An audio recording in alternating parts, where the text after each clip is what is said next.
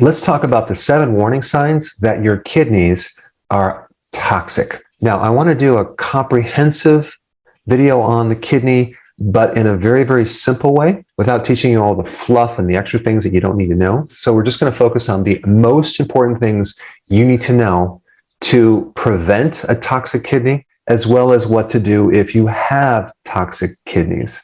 Now, what is the purpose of the kidneys? Well, it mainly filters the blood, but not like an oil filter in your car. It's much more complex. It gets rid of the toxic things and it will help to reabsorb all the good things. So the more you lose this complex filtering function, you start getting rid of nutrients that you need and you hold waste products. They start backing up into the system. And so all of the symptoms, both in the early stage kidney problems as well as the late stage kidney problems, are directly related to this filtering system becoming damaged. Now, some of the top early symptoms would be a metallic taste in your mouth. That means your toxins are backing up into the system. You have itchiness in your body, and you can also have ammonia breath. Now, some of the later signs that your kidneys are toxic would be edema, swelling, where you put your finger into your lower leg and it leaves a dent. And so you're going to notice swelling in the lower ankles and feet. Now, this also shows up with the kidney because the liver and the kidney work together. But if you have pitting edema in your lower extremities, your kidneys are toxic. Now, the other place you're going to see edema is underneath the eyes. You're going to see these kind of puffy, swollen bags underneath your eyes.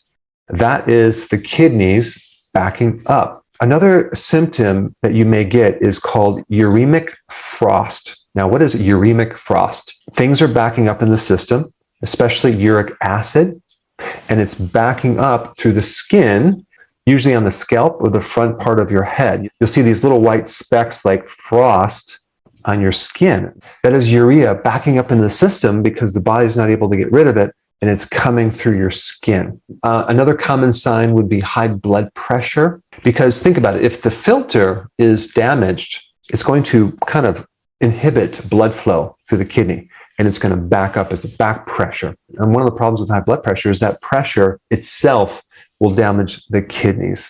Because if you think about having too much pressure through this pipe and hitting this filter, it'd be very similar to having a water filter in your house and you put way too much pressure in these pipes. It's going to damage the filtering mechanism. So the kidney, being a filter, is really made up of these tiny little filters called glomeruli.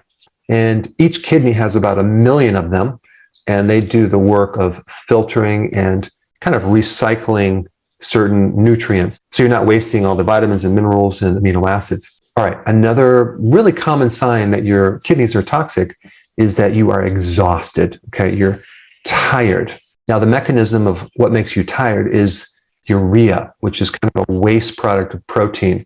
Too much of that in the blood, and you're just going to be so tired. Number 5, protein in the urine. If you get a urine test and there's large amounts of protein in the urine, suspect that your kidneys are toxic and they're damaged. Now, if there's a small amount of protein, that could mean something else. But if you have a lot of protein coming through this filter, there's holes in the filter, They're damaged. All right, number 6 is very acidic urine. Your body becomes more acid.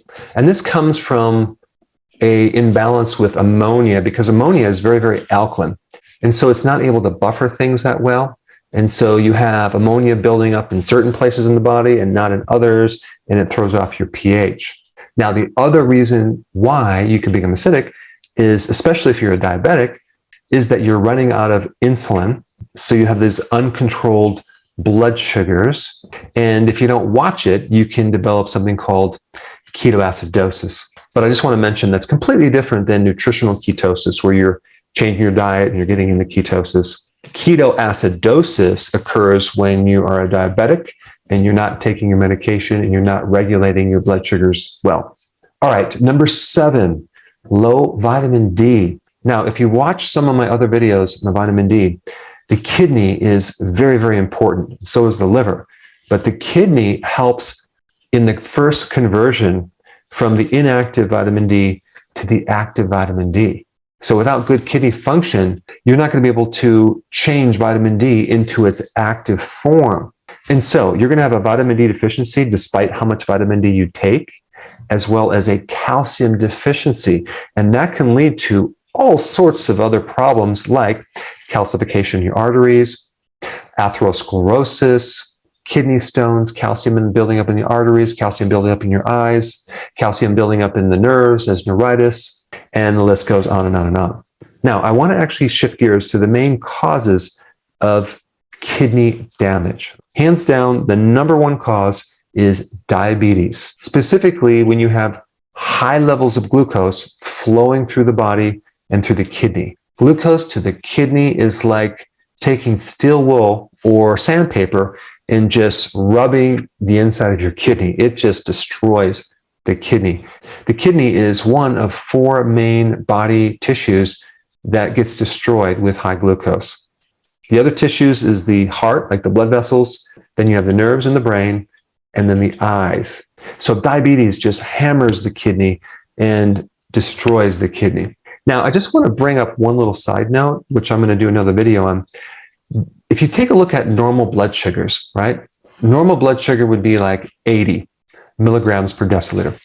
Okay, what does this 80 mean? How much sugar is in the blood when it says 80? It's only 4 grams. That's like 1 teaspoon of sugar, okay, to make up normal blood sugar. An average person per day consumes well over, usually it's 15 or more teaspoons every single day. And they have that going through their blood system, right?